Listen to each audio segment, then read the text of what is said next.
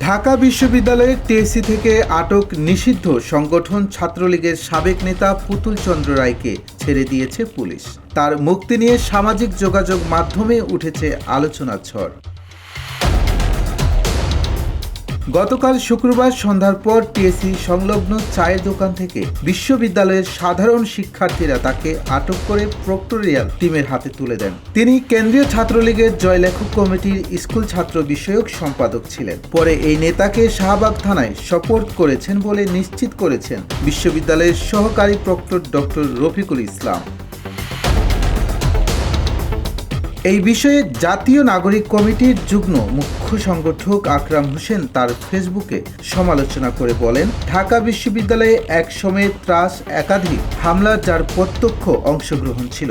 সাংবাদিক পিটানোর নিউজও ছিল ছাত্রলীগের। স্কুল বিষয়ক সাবেক সম্পাদককে সমন্বয়করা আজ ধরে শাহবাগ থানায় দেয়। শাহবাগ থানায় দেওয়ার পর পুলিশ তাকে চা খাইয়ে থানার পাশ থেকে গোলাপ ফুল দিয়ে থানা থেকে বের করে দিয়েছে।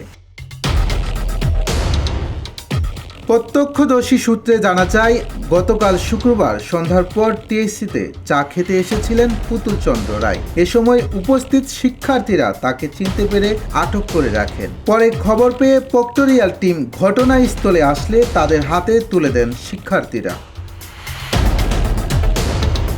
2021 সালের মার্চ মাসে ঢাবির আইন বিভাগের সামনে প্রস্তাব করায় বিশ্ববিদ্যালয়ের স্যার এএফ রহমান হল শাখা ছাত্রলীগের কয়েকজন ছাত্রলীগ কর্মীর হাতে মারধরের শিকার হয়েছিলেন পুতুল চন্দ্র রায়। পরে এ ঘটনায় এক কর্মীকে বহিষ্কারও করেছিলেন ছাত্রলীগ। শাহবাগ থানার অফিসার ইনচার্জ খালিদ মুনসুর বলেন, 2022 সালে ছাত্রলীগের সংগঠনের সাথে যুক্ত ছিল পুতুল চন্দ্র রায়। বর্তমানে সে BIWTA-তে চাকরি করে। 2022 সালের একটি ঘটনায় সে অভিযুক্ত ছিল, কিন্তু তার নামে দাখিলকৃত কোনো মামলা নেই। তাই তাকে কোর্টে চালান করার কোনো ভিত্তি পাওয়া যায় নাই বলে ছেড়ে দিতে হয়েছে। ফরহাদ হোসেন, রূপালী বাংলাদেশ।